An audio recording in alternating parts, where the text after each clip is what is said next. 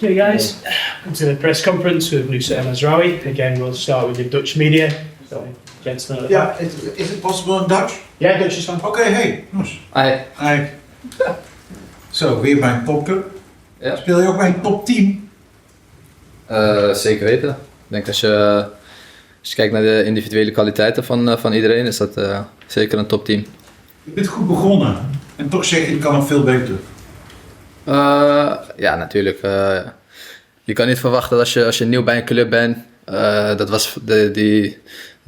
Dat zei ik na mijn eerste wedstrijd natuurlijk. Ik had 2 trainingen met het team gehad. Ik kende 80% van de spelers, heb ik nog nooit mee gespeeld. Dus natuurlijk verwacht ik dan van mezelf dat als de connecties wat beter worden, de automatismes wat beter worden, dat er een stijgende lijn in zal komen.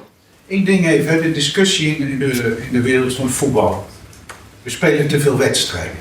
Daar gaat het over. Mm-hmm. Zeker hier in Engeland. Hoe denk jij daarover? Nou ja, ik denk als je alles bij optelt, dus competitiewedstrijden, bekerwedstrijden, interlands, ook nog eens EK's, WK's, WK-clubs, dat je uitkomt als je denk ik goed voorbereid bent om alles te spelen, speel je 70 wedstrijden in het seizoen. Ik denk dat is niet voor iedereen weggelegd. Ik denk per club dat er misschien 1, misschien 2 spelers dat redden zonder geblesseerd te raken. Dus ja, dan moet je wel even gaan nadenken van, is dit wel gezond, zeg maar. Dankjewel. Just translate now. Huh? Just gonna translate. Oh, alright. So then you're here playing for a top club. Are you playing in a top team? The answer? Yeah, for sure. If you look at the individual qualities of each player, then I think we can say for certain that this is a top team. The next question, you've started very well. Do you think you're going to go on improving? The answer, well, you have to understand when you come here as a new player, your expectations are that things will only get better. I've attended 2 trainings. There are 80% of the players in the squad who I've never played with yet. So my expectation is that once the corrections and the sort of automatic responses become a bit more bedded in and natural, that things can only go up and up. Next question, regarding the discussion about people playing too many games. What's your view on that? The answer. Well, there are competition games, there are cup games, there are internationals, there's the European Championships, the World Championships. So if you're properly poised, prepared, you may be playing up to 70 games in a season, which of course isn't for everyone. It's likely in most clubs that there will be just 1 or 2 players who make it through that season without any injuries at all. Was it? Yeah. Yeah. Okay, yes, Ken? En dus, een paar oude bekenden natuurlijk. Ismaël Maas, net iets jonger. Ken je vast wel, een Marokkaanse jongen natuurlijk ook. Karel Eiting, wel jouw lichting. Ja. Bijzonder voor jou, maar ook voor Matthijs de Ligt. Als je een beetje terugdenkt aan vroeger. Hè? Het is duidelijk dat jij een heel ander pad hebt gehad in de jeugd bij Ajax. Maar als je aan dat kliekje denkt, Karel Eiting, Matthijs de Ligt. Waren wel een beetje wijze mannetjes, hè? Zeker weten. Volgens mij hebben ze nog steeds heel veel contact met elkaar. En zijn ze nog steeds heel goed bevriend met elkaar. En dat was altijd wel een klikje, die 2, samen met Dani de Wit. Dus dat is mooi dat ze elkaar weer zien. En ook voor mij natuurlijk, dat ik weer deze jongens zie, is heel leuk. Ook om te zien eigenlijk. En ja, een beetje elkaar een beetje bijpraten. Als je terugdenkt zeg maar, aan welk pad jij hebt bewandeld, sowieso natuurlijk wel bijzonder. Als je ook nu ziet waar Karel is. Hoe zou jij dat beschrijven ook in de jeugd en de verwachting die je toen voor jezelf had? Ja, in de jeugd was het natuurlijk, ik denk anders als nu, waar we nu allebei staan. Ik denk dat Karel in de jeugd hoger aangeschreven stond als mij, als talent. Alleen ja, zoals je zelf zegt, ieder bewandelt uiteindelijk zijn eigen pad. Om verschillende redenen. Ik weet dat Karel in het begin, toen hij bij het eerste kwam, had hij toen een blessure wat heel lang duurde. En dan loopt niet alles precies hoe je wilt. En dan gaat iemand links en gaat de andere naar rechts. En ik denk dat dat uiteindelijk het mooie is van voetbal. Dat er zoveel factoren ertoe doen om te zien eigenlijk wat voor pad je bewandelt in je carrière. We hebben dan René Hake hebben wij dan even gesproken over zijn liefde ook voor FC Twente. Nou, Erik ten Hag met zijn liefde voor Twente is ook wel duidelijk. Waar denk jij eigenlijk aan als je denkt aan Tukkers, maar ook als je denkt aan FC Twente? FC Twente was altijd een lastige uitwedstrijd. Nooit zo vaak geweest daar, zo ook niet in mijn vrije tijd. Ik weet dat de trainer uit die buurt komt en dat ik ben supergoed met hem. Dus ik weet dat de Tukkers en de mensen daarvan kan ik wel mee opschieten. Yes, alsjeblieft.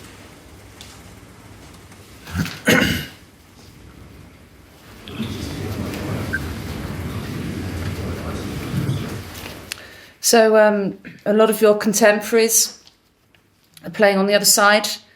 When we think about people like Karel Uiting, Matthijs de Ligt, they're all from your generation. And also from the time at Ajax. The answer, yes, I think those two still have a lot of close contact with each other. They used to be quite the clique together with Danny de Wit. So it will be fun to see them again and to have a catch up. Looking forward to it. Next question. So looking back to your time with the youth teams, what were the expectations in those days surrounding you and surrounding Karel? How would you describe those expectations? The answer, well, back in the time that we were in the youth team, I think Karel was viewed as more of a talent, as a bigger talent than I was. But ultimately, as you already said yourself, everybody travels their own road in football. So, for example, I know that Karel in the early days had an injury that caused him a great deal of trouble, and his recovery took a long time. So that's one point at which I think our paths diverged. And that's the beautiful thing about football, that where you end up is dependent on a great many different factors and possible points of divergent paths. Question. We've seen René Hake is here, Erik ten Hag. They both have very close ties with Twente, with the region and with the concept of the people from that region being Tukkers. How do you see your relationship with Twente, with FC Twente? The answer, well, Twente was always a difficult away game. I haven't been there very often myself, but our coach is from that area and I get on very well with him. So in that sense, we get on with the Tukkers. Okay, move on to the English section. We'll start with Simon. What was the attraction about joining Manchester United? Bayern Munich are obviously a great club and many people might think they're more likely to win big trophies than Manchester United at the moment. What is the attraction of coming here? I think if you compare both of them, you cannot say that one is bigger than the other. Maybe even internationally speaking, Manchester United is probably even bigger than Bayern München. So that's for sure one of the reasons. The other reason is I felt at that time. So last summer, after 2 seasons playing at Bayern, that for me I needed and I wanted another step based on a lot of reasons. I felt okay there, but I had the feeling like I can feel better and more comfortable somewhere else, and that's why I eventually chose to change clubs, and that's when Manchester United came. And I don't really think I have to explain why you go to such a club. Antoine? Hi. You were just talking about preparing for up to 70 games a season.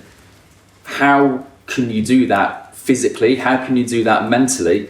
And is that something that's sort of frustrating for the players in the changing room?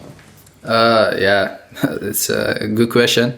I think if we really had the answer that on this question, I think for sure a lot of players would be able to play up to 70 games.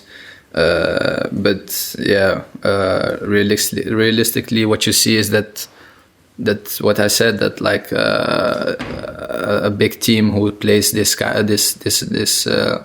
lot of matches, they're not able to play this much of the games. You see one or two players who played up to 70 and being fit the whole season. So I don't really think there's yet, or there will be eventually something which you can prepare for this, because it's getting more every season, and yeah, every season you see more and more injuries. So I think eventually that if you see this all together, that it's too much. Erik? Okay. A lot of fans are commenting on your transfer fee and how modest it seems to be given the start you've made at Manchester United. Were you surprised at Bayern allowing you to leave for that kind of fee? And what have you made of your start at United so far? Eventually, it's not me who decides the fee. So yeah, I can really say something about that, because that's the negotiations between Manchester and Manchester United and Bayern Munich. So I can't really say something about that. Yeah, eventually it works good on me, because I was not that expensive, I think, and yeah, I made a good start. So then, what you say, like it's easy for the fans then to say like that I'm a good buy this summer. Beth? Hi, obviously you already know the manager, Erik. How big of a factor was he for you joining Manchester United? Of course, it's a big factor. I think always if you decide to go to another club, because you have to decide if the manager and his way of seeing football fits into your way, how you play your football. And yeah, that was for me like with him, and I knew him already. I knew his way of seeing the game, and that and his style really fits into how I play, and that's really a big factor. That you work beforehand with him, it's also yeah, making it easier, because I knew always what he expected from me, and he knew it. He knows it from my side as well. So I think seeing those things, it makes it easier. But eventually, what I already said, like it was not the only factor to come to this big of a club. Does also playing with Ligt, who you played with before as well, has that helped you settle in, knowing the right side of centre back who you played on that side of the defence with? Yeah, of course. I think that's also one of the big reasons. Not just the Ligt that I played with, that I knew already some players here to settle in better and easier. It's tough to come to a new club, new environment, new players, new people. But the moment you feel comfortable is the moment you play better. And because I knew some players, quite some players here, and I came together with Matthijs, that makes life easier. Adam? Hi, Noussair. Just back to the signing again and the price. A lot of United fans, off your performances so far this season, are calling you the signing of the season already. How have you felt the reception from the fans different to the Bayern Munich setup? Have you felt like that connection with the fans at the grounds, at the games, and on social media and in the media? Yeah, of course. If the fans make this positive comments, I still want to say it's still early after five games. Of course, you get it. You hear some things, but this love from the fans is really it's a really good feeling. I appreciate them and they appreciate me. So if we can start off well like this, I also want to give them more. Okay, guys, go last question for Sean. Hi, Nis. What are Ruud and René like to work with, and how have they improved your game so far? It's also tough to say because I'm just a month here, so I knew them from name, of course. René and Ruud, I know them from name, but I never worked with them before. But we speak a lot. They help the team a lot. René, they are also a big factor of settling in easily because they speak also Dutch, so they know the culture and how I am already as a player. So this helps also settling in better. And we speak a lot about the game, about positioning wise, about the defensive line to improve, to be better as an individual, but also as a whole team and a whole group. Okay, thanks everyone. Yes, thank you. Alsjeblieft. Dus we gaan het